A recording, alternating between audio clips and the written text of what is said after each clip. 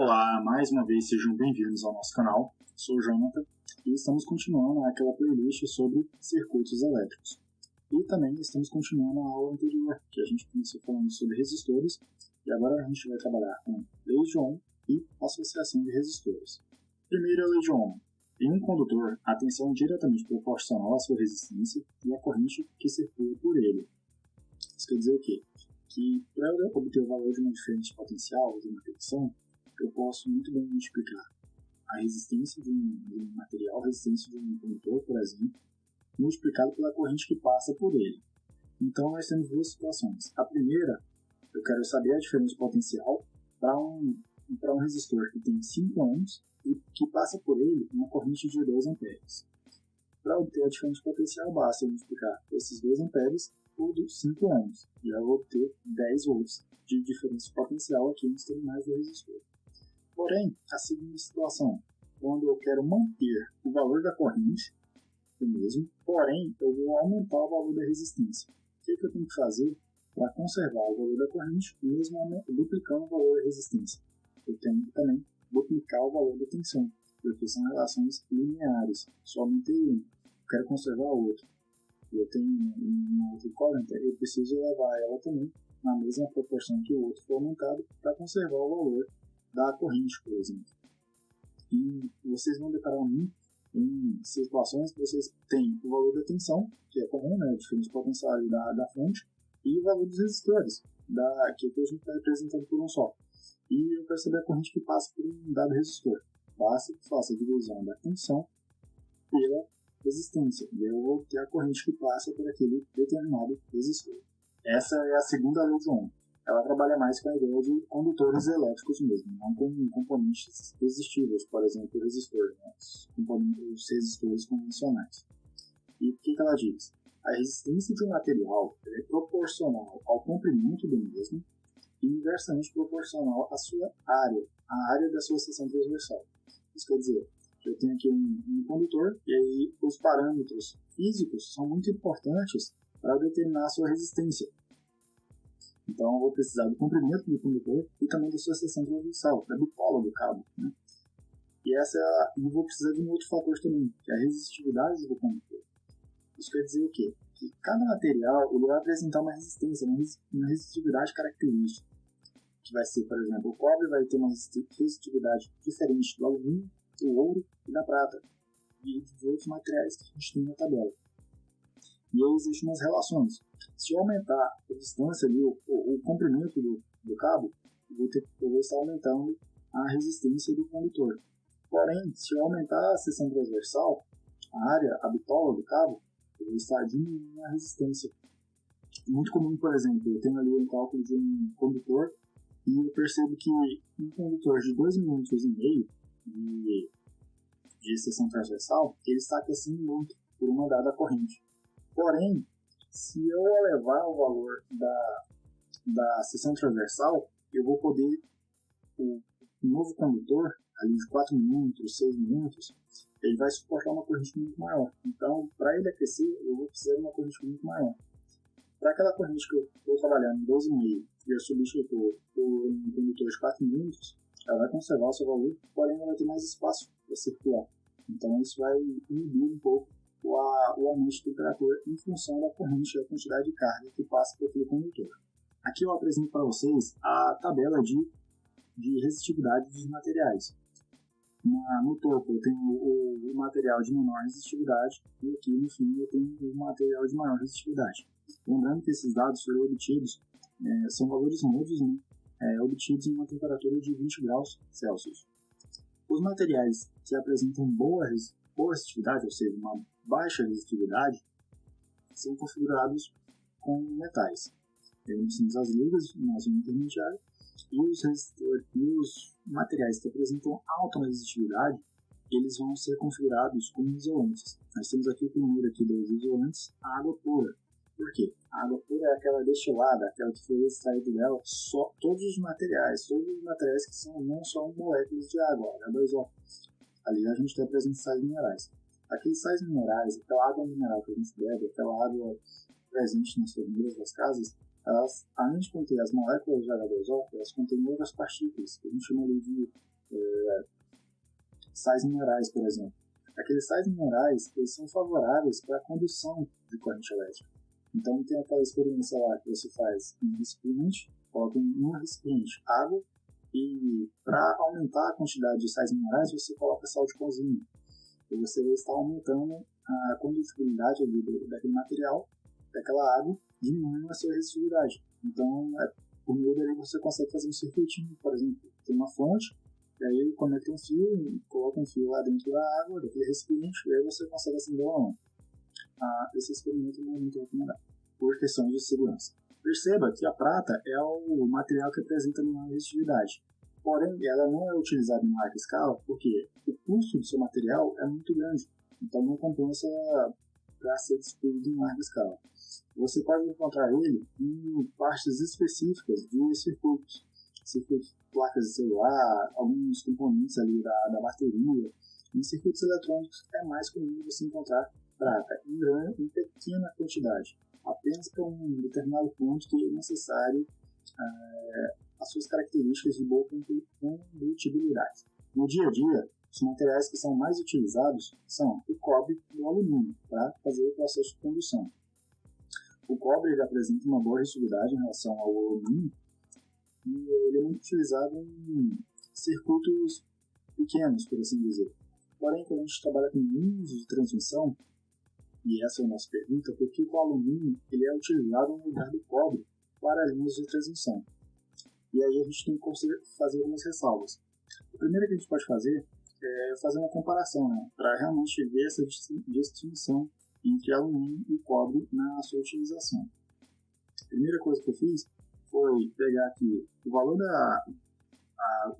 a fórmula da resistência e fazer uma equivalência. Eu estou considerando que a resistência do cobre é equivalente à resistência do alumínio, e eu quero saber as suas diferenças. A sua principal diferença vai estar aqui na área, na seção transversal do material. Eu posso cortar aqui o comprimento, porque eles são equivalentes, e aí eu vou substituir os valores das resistividades. Para o cobre, eu vou considerar a área de 1 metro quadrado.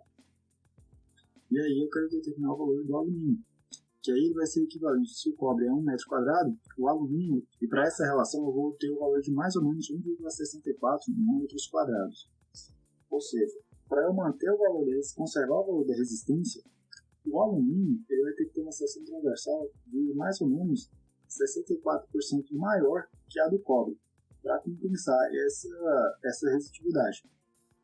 Mesmo assim, ele é utilizado em transmissão porque ele apresenta uma boa resistência mecânica, uma boa relação de tração, porque por conta que eles estão em vãos muito grandes, de até 200 metros em alguns casos, entre um poste e outro. Então você precisa de um material que seja bom para resistir ali à tração mecânica que existe. E ele tem alguns outros atributos elétricos também que são bem interessantes para a ideia de linhas de transmissão, porque a gente trabalha ali com altas tensões e altas correntes. Então é bem interessante alguns efeitos ali da ionização do ar em volta do cabo, que o alumínio ele consegue trabalhar bem. E uma outra questão muito interessante é a seguinte: o valor de mercado do alumínio ele é um pouco mais barato que o do cobre. Então, por exemplo, se você for vender o alumínio em ferro velho, você vai obter um pequeno valor ali, né, em comparação com o cobre. Então, para evitar roubos, em algumas situações é utilizado o alumínio, porque ele é menos visado que o cobre. Essa é a segunda parte do nosso vídeo, na qual nós trabalhamos com associação de resistores. O primeiro caso é o de resistores em série, na qual um terminal está ligado à extremidade do outro terminal. Um terminal está ligado a outro terminal, né, uma sequência serial. E aí, quais são as suas características? A corrente é a mesma para todos os resistores. Por quê? Porque a corrente ela tem um único caminho para circular. E quando ela só tem um único caminho, quer dizer que a corrente é igual para todos os componentes. Nós vamos ter um aumento da resistência elétrica equivalente. Ou seja, eu tenho aqui um conjunto de 4 resistores, poderia ser mais, poderia ser menos, maior que 1. E aí eu quero determinar o resistor equivalente. Ou seja, um resistor que represente os outros em relação a valores. para fins de enxugar aqui o circuito e conservar suas características. No caso, para resistores em série, eu preciso somar os seus valores, os valores individuais de cada um dos resistores, para obter o valor do resistor final, o resistor equivalente que representa os 4 resistores. Por exemplo, poderia ser mais também. Então a gente vai ter um aumento da resistência equivalente. Uma outra característica é a seguinte: em cada um dos resistores vai ter uma queda de tensão. É como se fosse uma analogia com a cachoeira. Aqui eu tenho uma cachoeira, que é a fonte, e eu tenho represas ao longo dessa cachoeira, da queda d'água dessa cachoeira. Então a cachoeira ela vai fluir, a represa 1 ela vai comportar um pouco de água e o restante ela vai seguir o fluxo. A cascata 2 ela vai comportar um pouco de água também, e aí vai continuar o fluxo. Cada um deles vai comportar uma carga, fazendo uma carga d'água, uma quantidade de água. Voltando, nós temos uma diferença potencial, uma fonte. Em cada um delas, eu vou pegar um pouco dessa fonte, proporcional ao valor da sua resistência multiplicado pela corrente. Eu vou determinar o valor da tensão presente aqui nos terminais do resistor, por exemplo, o resistor R1. E aí, mesmo raciocínio, eu vou seguir para os demais. Em cada um deles vai ter uma diferença de potencial. Essa diferença de potencial, essa queda de tensão, ela vai ser igual para todos quando os valores dos resistores forem iguais. Agora, quando for diferente, aí vai ser diferente as quedas de tensão. Agora, nós temos os resistores em paralelo. Para identificar resistores em paralelo é bem simples. Eu preciso, por exemplo, aqui nesse caso, eu tenho os resistores, os terminais superiores dos resistores, que estão conectados no mesmo ponto. Eles compartilham o mesmo ponto. E os inferiores também. Uma outra forma de pensar, eu tenho aqui a fonte de tensão e a corrente total aqui, ela pode passar ou pelo resistor R1 ou pelo resistor R2. Lembrando que aqui nesse ponto ela vai se ramificar, a gente vai falar mais para frente sobre isso. Então, quando tiver essa configuração, a gente vai ter a ideia do resistor em paralelo. Em relação a outro componente, que seja...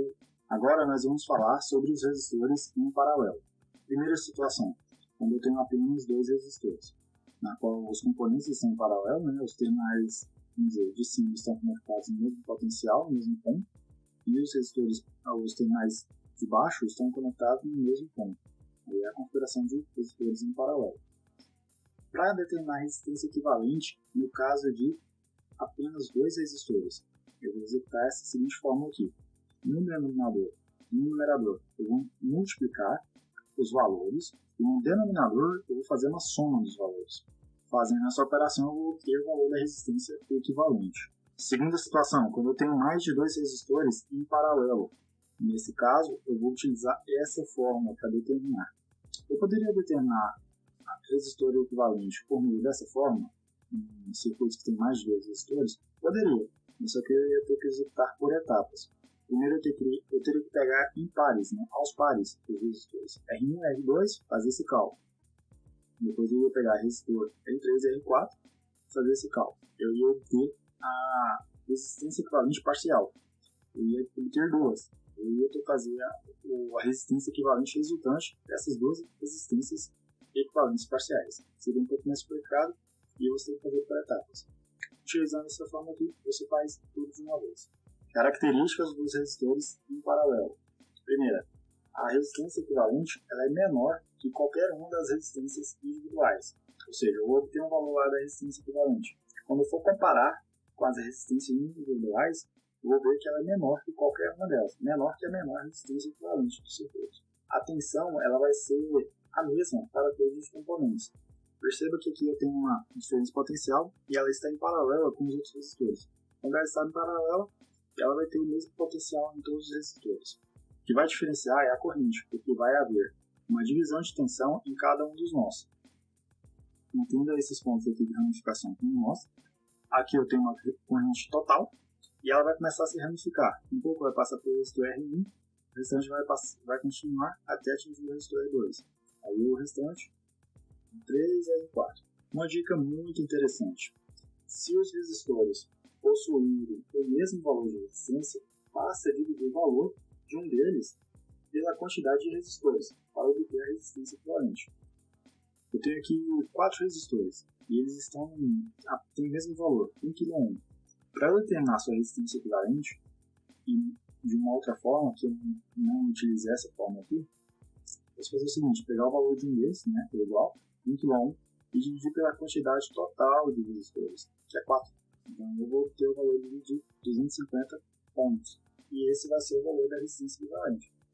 Vocês podem executar essa ideia, né, comparar com essa fórmula aqui, e vai ver que é o mesmo resultado. Essa é a configuração de resistores mistos, né, associação de resistores mistos, na qual uma parte do circuito é paralelo e outra parte é em série. E como resolver? Aí você vai resolver por partes. Você vai selecionar um trecho do circuito, alguns componentes que eles têm uma configuração em comum. Por exemplo, esses 3 resistores, eles estão em paralelo entre si. Então eu vou executar a fórmula do resistor em paralelo. Depois eu vou ter um resistor equivalente aqui parcial, né, deles. Então eu vou ter 3 resistores ao final. Esse aqui, um no meio e um aqui mais à direita. E aí eu vou executar o cálculo ali do resistor equivalente em série. E aí eu vou obter o valor. E aí você vai ter que perceber qual é o método mais adequado para resolver. Resistência equivalente em série primeiro ou em paralelo. Mas você vai fazer uma mescla de formas. Conversão Y-delta ou estrela-triângulo. É muito interessante porque muitas das vezes você não vai encontrar um circuito ali que ele é puramente resistivo em série ou em paralelo, ou um circuito misto entre os dois. Vai ter um circuito misto mais diferenciado, na qual, por exemplo, eu tenho esses 3 resistores, eles têm um ponto em comum. Então, se eu quiser saber, eu não posso considerar que eu tenho um outro componente e fazer uma resistência equivalente, considerando que esses 2 estão em série com esse terceiro componente que eu estou adicionando.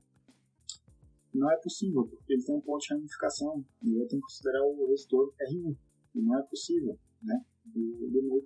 Pelos métodos que a gente já aplicou.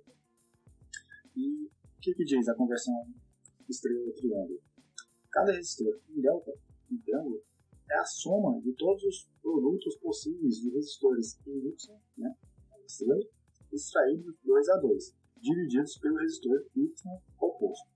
Interpretando a forma, soma de todos os produtos possíveis. Isso quer dizer extraídos 2 a 2, né?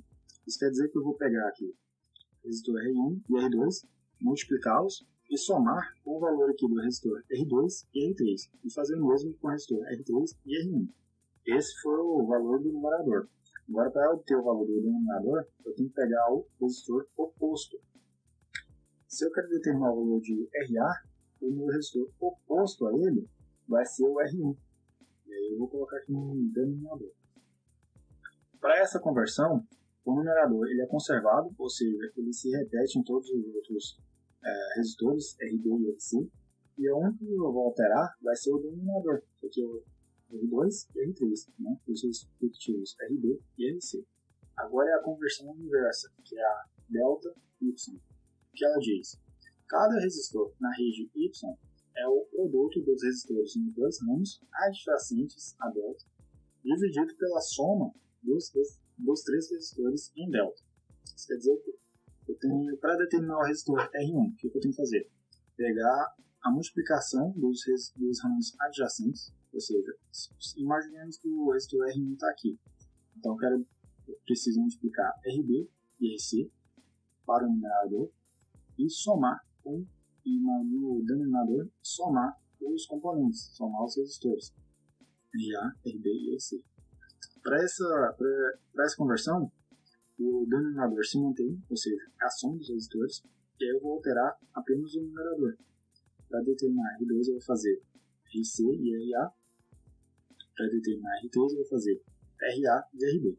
Resumindo o que vimos hoje, primeiro a lei de Ohm, né, que foi a relação entre tensão, resistência e corrente, mais utilizada em circuitos. Segundo a lei de Ohm, que a gente trabalha ali com a resistência dos materiais, a resistência ali dos condutores, e aí as características físicas do condutor implicam em variações ali da resistência. Se você aumentar o comprimento do cabo, você tem um aumento da resistência. Se você aumentar a bitola, a seção transversal, você tem uma diminuição da resistência.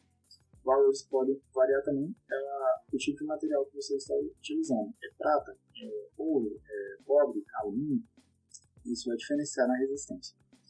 Depois nós falamos sobre associação de resistores em série, na qual eu tenho uma corrente única para o circuito. Para os resistores em paralelo, eu tenho ali a divisão de corrente, né? E aí nós temos umas derivações de manipulação de corrente, que é a conversão delta-Y e a conversão Y-delta. Bom, pessoal, sobre resistores é isso que eu tinha para passar para vocês. Muito obrigado. Não deixe de se inscrever no nosso canal, curtir e compartilhar.